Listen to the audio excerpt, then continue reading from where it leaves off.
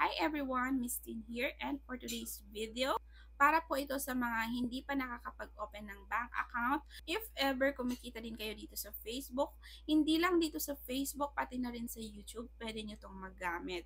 Kung nag-freelancing kayo, pwede nyo itong magamit na bank account para ma-payout nyo yung mga earnings nyo. Kapag nag-open ka ng account dito, hindi mo na kailangan pumunta sa branch nila.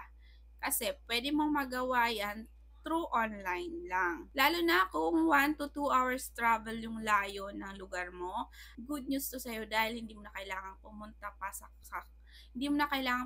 sa kanilang branch dahil magagawa mo yan online. So, ganito lang yung gagawin. Kunin mo yung cellphone mo at make sure na mayroon siyang internet para ma-download mo tong app na to.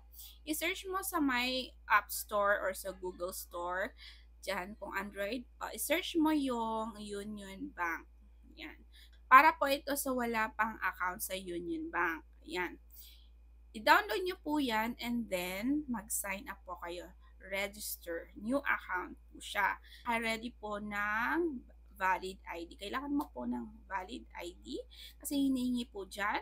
After nyo po mag-sign up, mag-register ng account dyan, wait po kayo 24 hours, i-approve po yan ng Union Bank. Ayan. Kapag na-approve na po, magkakaroon na po kayo ng account number. At yung account number na yan ay pwede mo na pong magamit na i-link dyan sa may payout nyo.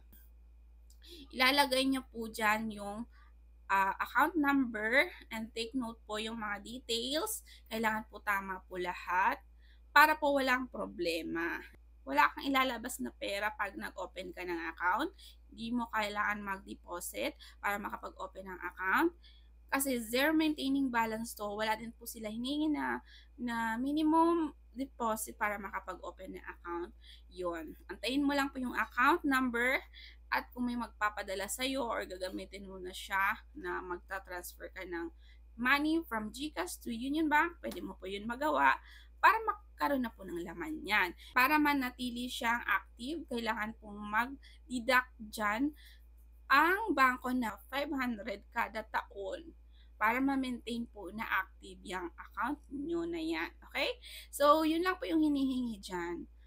Annual fee na 500 pesos.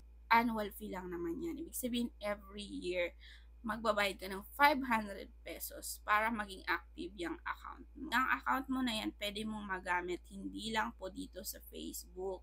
Kung nag-freelancing kayo, pwede nyo siyang magamit sa PayPal para makuha yung sahod nyo sa PayPal kung nag-freelancing kayo. Ayan. And then, sa YouTube Partner Program, yung sahod nyo sa YouTube, pwede nyo din pong magamit yung account na yan para makuha nyo yung sahod nyo sa YouTube. So, yun lang for today's. So, sana nakatulong itong video na to. Kung hindi ka pa naka-follow, baka naman pindot ng follow button para ma-update ka po sa mga susunod pa na video natin. And thank you so much for watching. I'll see you again. Bye!